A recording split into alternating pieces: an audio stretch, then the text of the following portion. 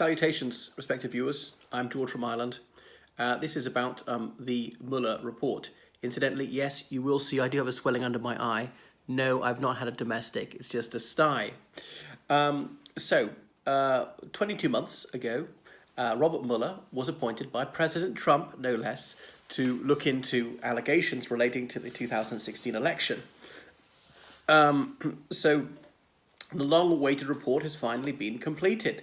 And there were hints over the past week or so that it was about to come out. And indeed, it finally has come out. Now, the Trump and his acolytes, they've gone on a roller coaster ride about Mueller. First of all, when President Trump appointed this man, he said that this man, Robert Mueller, was fantastic. He was going to be fair to Donald Trump, i.e., in Trump's mind, that means you've got to be on my side. You've got to acquit me, as it were. Well, not quite acquit, but rule that there's just no case to answer against me. Remember, Trump sees everything through a partisan lens. He got rid of James Comey because James Comey was not going to be a yes man. If it was all about blind loyalty to Trump, strictly a one-way street loyalty with Trump, he's not going to be loyal back to you. And then when the investigation got hairy for Donald Trump and his followers, suddenly it all changed. There was all this vitriol spewed at Robert Mueller. He was part of the deep state. He was corrupt. It was all illegal. It was outrageous. It had to end. It was totalitarian. And there were obviously shrieking headlines and this incendiary commentary on Fox News, which, as everyone knows, is the semi-official organ of the Trump family. It was extraordinary. And then the last few days, since Robert Mueller's completed his report, and the Attorney General, Barr, has published his précis of Mueller's summary, then the Trump administration has gone right the other way. Suddenly, Mueller is fantastic, and yes, this must be accepted, and that's the end of the matter. So in Trump's mind, Mueller's gone from wonderful to terrible and back to wonderful. Is there something a bit wrong with that? Why were Trump and his enablers so eager to besmirch the reputation of Robert Mueller? For months they were saying it was biased. They've been ramping this up, saying it was politicized. Sean Hannity was saying it was a runaway train. There was really just no limit to this irascible language aimed at aimed at Robert Mueller, constantly striving to blacken his name. Why did they want to give him such a bad name? They were saying that it must stop. Remember, they said it was going to stop in December 2017. And remember, President Trump said over a year ago he'd love to speak to Robert Mueller. He'd love to, but he never did. If he'd loved to, why didn't he?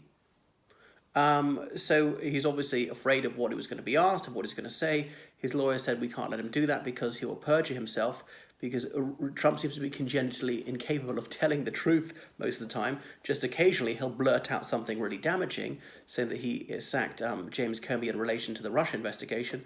Trump's minions were out there lying, coming up with spurious reasons for it, and then Trump let the cat out of the bag.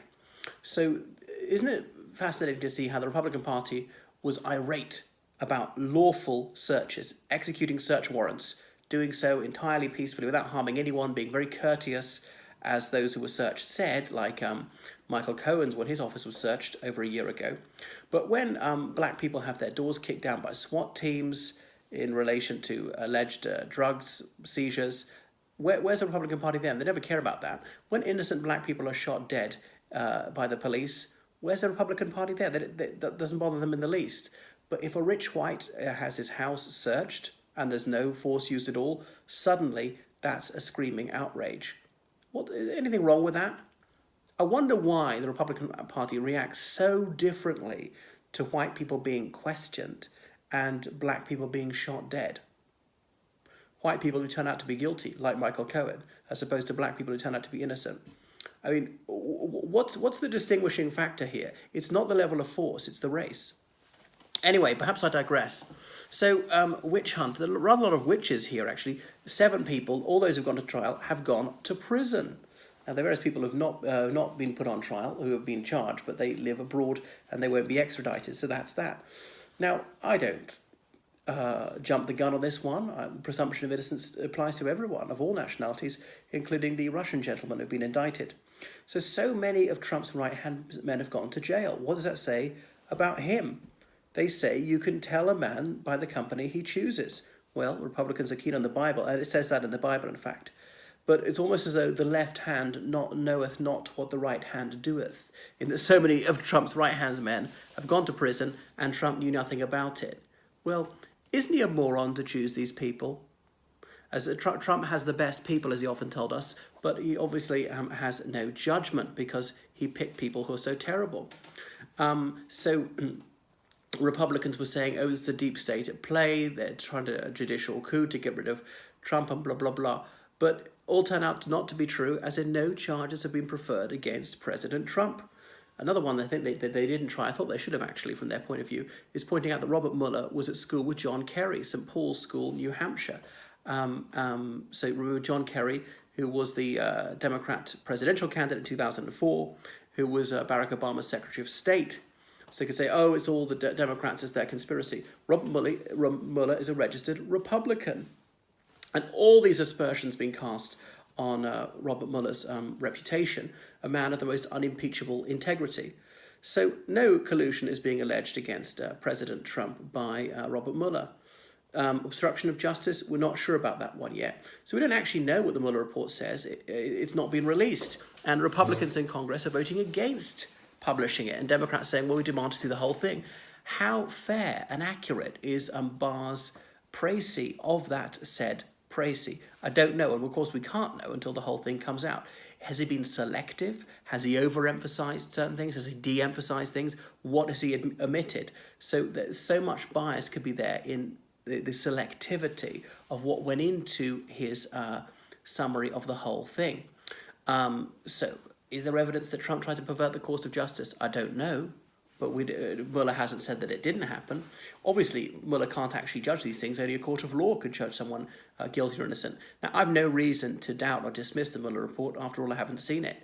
And everyone except Trump's partisans believes that Mueller is a man of outstanding probity, never been accused of putting a foot wrong, but that it hasn't been immediately retracted. And some Republicans were so eager to do anything to destroy his reputation, they tried to pay women to make bogus accusations of sexual assault against him.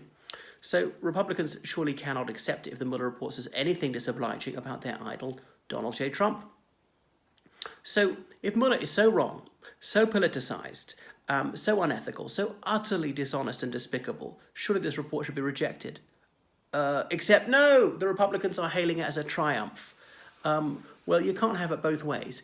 Either Mueller is evil, in which case his report is evil, it's got to be rejected outright, or if the report is valid, then Mueller must be good, and you owe him a very big apology. So they cannot have it both ways. It's just farcical to see them backpedaling so rapidly. Of course, for Democrats, they appear to be bitterly disappointed. They were hoping this would be a gotcha moment, and that there were going to be indictments against the Trump family. But the Republicans were so keen to demonize Mueller for almost 2 years, and they vilified him because they expected the report to be damning. Why? Why did Trump and his followers think that the report was going to be so bad? What did they know was going to be in it? Sounds like a guilty conscience to me. If they were innocent as lambs, had nothing to worry about, then they would not have been getting their excuses in early by excoriating him in the media, by President Trump himself tweeting on multiple occasions just how dreadful Mueller was, just how totally unfair it was. Giuliani saying that Mueller had been leaking like a sieve and he hadn't done. He refused to speak to the media. So clearly, some people in the Trump administration got a very guilty conscience. So why would they vituperate Mueller so much if there was nothing wrong that the Trump administration had done? All this contumely poured on poor Mueller's head, not just scorn, but the vilest insults. Well, they owe him a very deep apology. So I'd be fascinated to see the actual Mueller report, to know what the content of it is, and see how fair Barr was in summarizing it.